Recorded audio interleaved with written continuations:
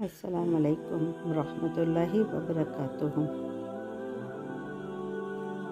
اعوذ باللہ من الشیطان الرجیم، بسم اللہ الرحمن الرحیم۔ اللہ پر بھروسہ،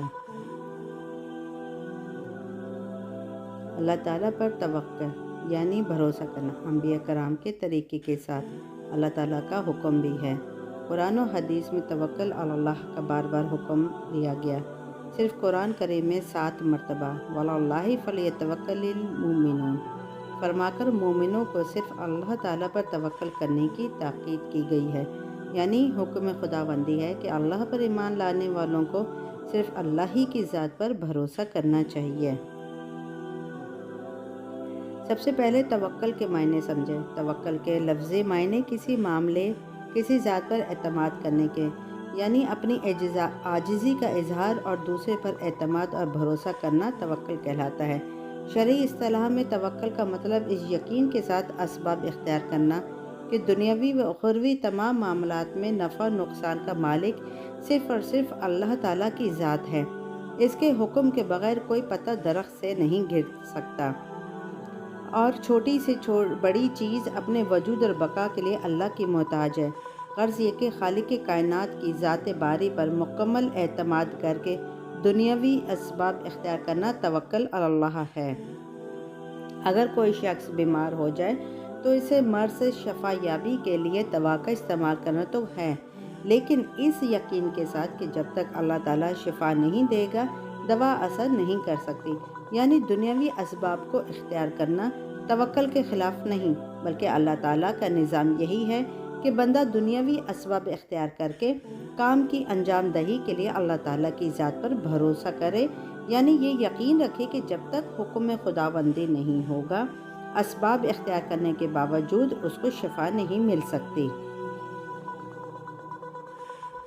حضرت انس بن مالک رضی اللہ عنہ فرماتے ہیں کہ ایک شخص نے رسول اللہ صلی اللہ علیہ وسلم سے پوچھا، کیا اونٹنی کو باندھ کر توکل کروں یا بغیر باندھے؟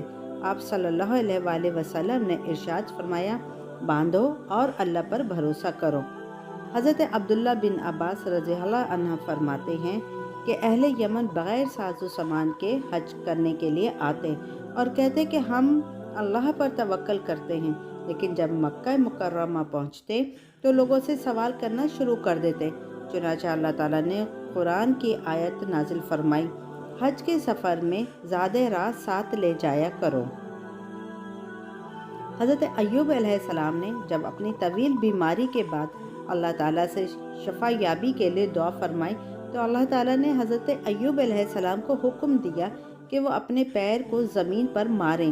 اب غور کرنے کی بات یہ ہے کہ ایک شخص کا زمین پر پیر مارنا اس کی 20 سال کی بیماری کی شفا یابی کا علاج ہے؟ نہیں نا، لیکن انہوں نے اللہ کے حکم سے یہ کمزور سبب اختیار کیا جس کے ذریعے اللہ تعالیٰ نے اپنی قدرت سے ان کی زمین پر پیر مارنے سے پانی کا ایسا چشمہ جاری کر دیا جس سے غسل کرنے پر حضرت ایوب علیہ السلام کی 20 سال کی بدن کی متعدد بیماریاں ختم ہو گئیں۔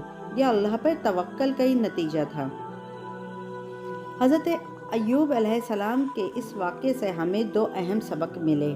پہلا سبق یہ کہ اللہ تعالیٰ اپنے ارادے سے بھی حضرت ایوب علیہ السلام کو شفا دے سکتے تھے، مگر دنیا کے دارالاسباب ہونے کی وجہ سے حضرت ایوب علیہ السلام کو حکم دیا کہ وہ کچھ حرکت کریں، یعنی کم از کم اپنے پیر کو زمین پر ماریں۔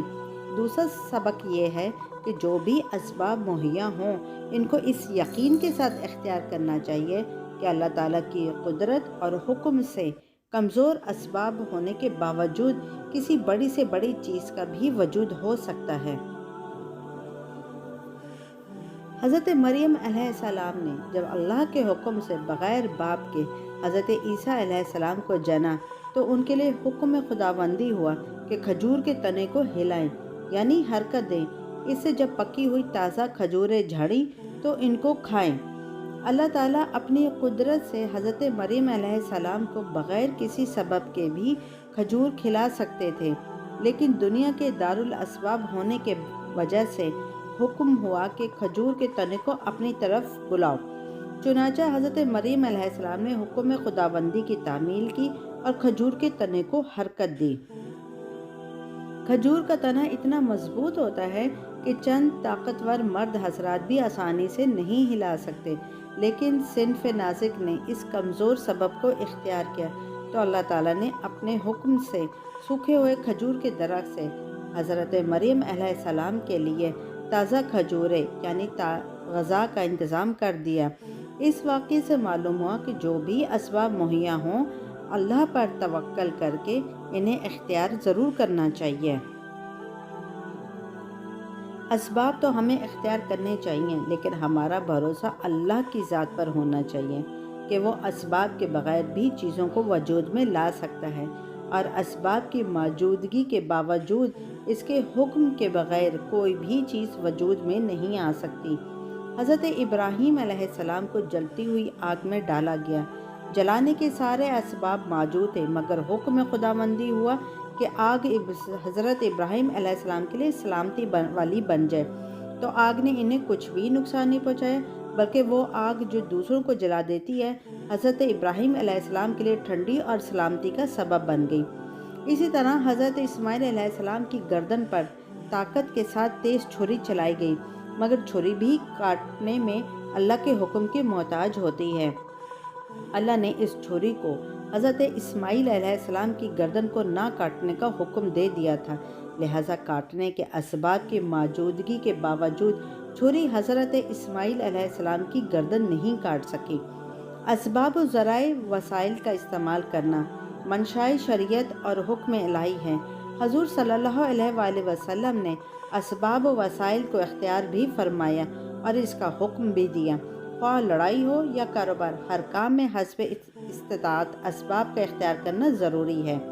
लिहाजा जायज़ व हलाल तरीके पर असबाब व वसाइल को इख्तियार करना, फिर अल्लाह की ज़ात पर कामिल यकीन करना तवक्कुल अल्लाह की रूह है।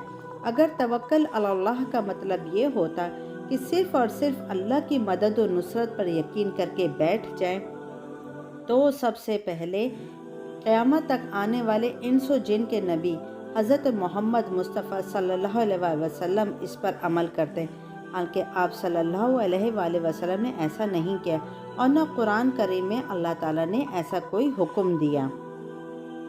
हज़रत उमर रज़ी अल्लाह अन्हु फरमाते हैं कि हजूर अकरम ने इरशाद फरमाया, अगर तुम अल्लाह पर तवक्कल करते जैसे तवक्कल का हक़ होता है तो अल्लाह ताला तुमको इस तरह रिज़्क़ अनायत फरमाते जैसा कि परिंदों को देता है कि सुबह सवेरे खाली पेट निकलते और शाम को पेट भरकर वापस लौटते हैं।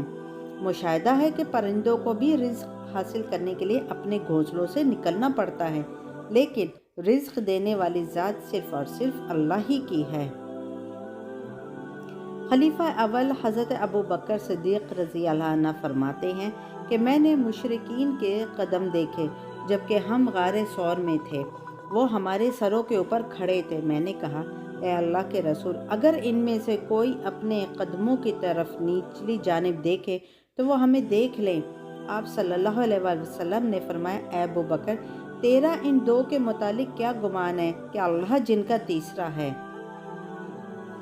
तवक्कुल अल्लाह के हसूल के लिए एक दुआ हज़रत अनस रज़ी अल्लाह अन्हु से रवायत है कि हजूर अकरम सल्लल्लाहु अलैहि वसल्लम ने इरशाद फरमाया, जो शख्स घर से निकलते वक्त ये दुआ पढ़े, बिस्मिल्लाहि तवक्कलतु अलल्लाहि वला हौला वला कुव्वता इल्ला बिल्लाह, मैं अल्लाह का नाम लेकर घर से निकलती हूँ और अल्लाह पर भरोसा करती हूँ और ना किसी भी काम की कुदरत मैसर आ सकती है ना कुव्वत मगर अल्लाह ताला की मदद से।